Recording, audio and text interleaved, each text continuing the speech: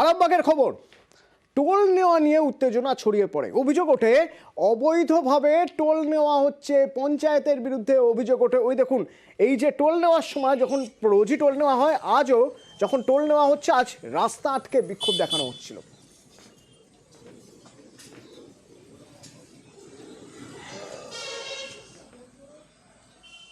আমার সঙ্গে বাপন রয়েছেন। বাপন, এই অভিযোগ কেন? অর্থাৎ একটা টোল যে নেওয়া হচ্ছে, সেই টোল এতদিন ধরে মানুষ দিয়ে আসছেন, মানুষ জানতেন না টোল কারা নিচ্ছে, আজ হঠাৎ করে বিক্ষোভ, নাকি দীর্ঘদিন ধরেই মানুষ বলে আসছেন এই টোল নেওয়ার কোনো মানে হয় না, এই টোল অবৈধভাবে নেওয়া হচ্ছে?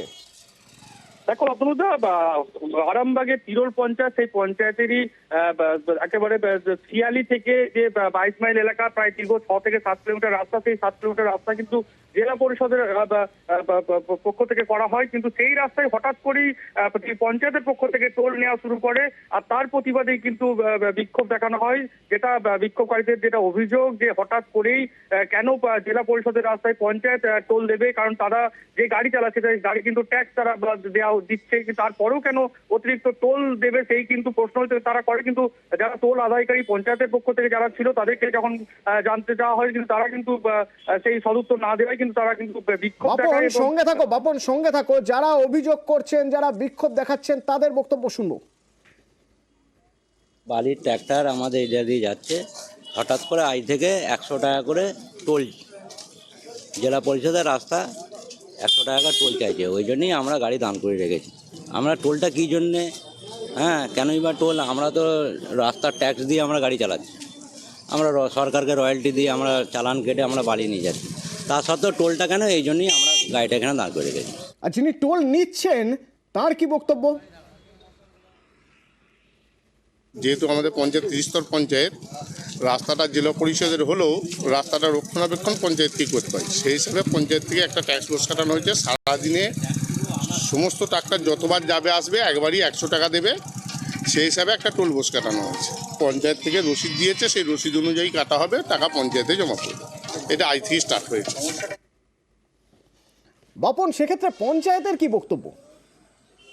পঞ্চায়েতের পক্ষ থেকে অভিযোগ তারা উড়িয়ে দিয়েছেন যে দোষজুলুম কোনোভাবেই করা হয়নি, কিন্তু এই রাস্তা জেলা পরিষদে হলেও কিন্তু রক্ষণাবেক্ষণ পঞ্চায়েতই করা হয়, এমনটাই দাবি করছেন পঞ্চায়েতের প্রধান। তিনি বলছেন সেই রক্ষণাবেক্ষণের জন্যই পঞ্চায়েতের নিয়ম মেনেই কিন্তু এই টোলের একেবারে টোল আদায় করা শুরু করা হয়েছে। তাও আবার সেটা বৈঠক করে, পঞ্চায়েতে বৈঠক করে সিদ্ধান্ত করা হয়েছে, তারপরেই এই টোল আদায় করা হচ্ছে। যদিও এই টোল আদায়ে কিন্তু বিক্ষোভ দেখাচ্ছেন যারা ট্রাক্টর মালিক বা মাল বোঝায় যারা গাড়ি, তারা কিন্তু জানাচ্ছেন যে অতিরিক্ত বহন তারা করতে পারবে না, তাদের জন্য উপযুক্ত ব্যবস্থা যাতে নেওয়া হয়। পঞ্চায়েত প্রধানের বক্তব্য শুনবো।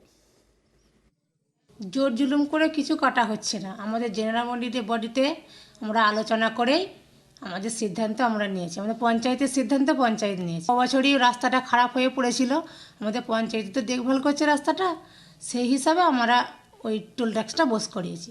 আইন মেনেই করছি আমরা। যে অভিযোগ আমাদের নামে করা হচ্ছে সেটা হচ্ছে মিথ্যে।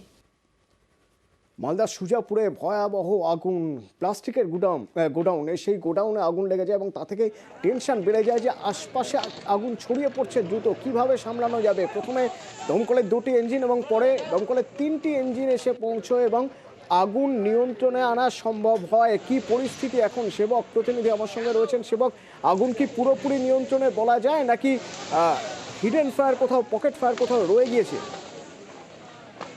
দেখো, এখনো পর্যন্ত বিষয়টি নিশ্চিত নাই, কারণ দমকল প্রথমে গুরুত্ব দিয়েছিল যে আগুন কিভাবে দ্রুত নেভানো যায়। এর পাশাপাশি আগুনের উৎসস্থলে পৌঁছে কারণ খতিয়ে দেখার চিন্তা ভাবনাও কিন্তু দমকলের রয়েছে। এই এলাকায় প্রচুর প্লাস্টিক জিনিসের গুদাম রয়েছে এবং যেগুলো কিন্তু অত্যন্ত বড় মাপের গুদাম, এবং এখান থেকে ভিন রাজ্যে একাধিক রাজ্যে কিন্তু প্লাস্টিকের বিভিন্ন উপকরণ আলাদা আলাদা করে বাছাই করে যায় এবং সেগুলি রিসাইক্লিং করে আবার প্লাস্টিক প্রোডাক্ট তৈরি হয়। এখানে অন্তত 50 জনের বেশি মহিলা কাজ করেন। আজকে সকাল 8টা নাগাদ, 8:30 নাগাদ যখন কাজ শুরু হবে, ঠিক তার আগেই হঠাৎ করে কিন্তু ধোঁয়া এবং আগুনের ঘটনা। সেই সময় গাড়িতে কিছু মালপত্র তোলা হচ্ছিল, কি থেকে আগুন স্পষ্ট নয়। স্বাভাবিকভাবে বাইরে থেকে কোনো রকম আগুন, কোনো রকম বিড়ি সিগারেট থেকে আগুন হতে পারে, অন্য কোনো কেমিক্যাল জাতীয় কিছু প্লাস্টিকের মধ্যে মিশে থেকে সেখান থেকে আগুন হতে পারে। সবটাই তদন্তের স্তরে রয়েছে। তবে আগুন কিন্তু যে চেহারা নেয় তা অত্যন্ত ভয়াবহ, ব্যাপক আতঙ্ক ছড়ায়। প্রথমে যেমনটা বলছিলে দুটি ইঞ্জিন, পরে আরো একটি ইঞ্জিন যায়, কোনো রকমে দমকল আগুন নেভায় বা আগুন নিয়ন্ত্রণে আনে।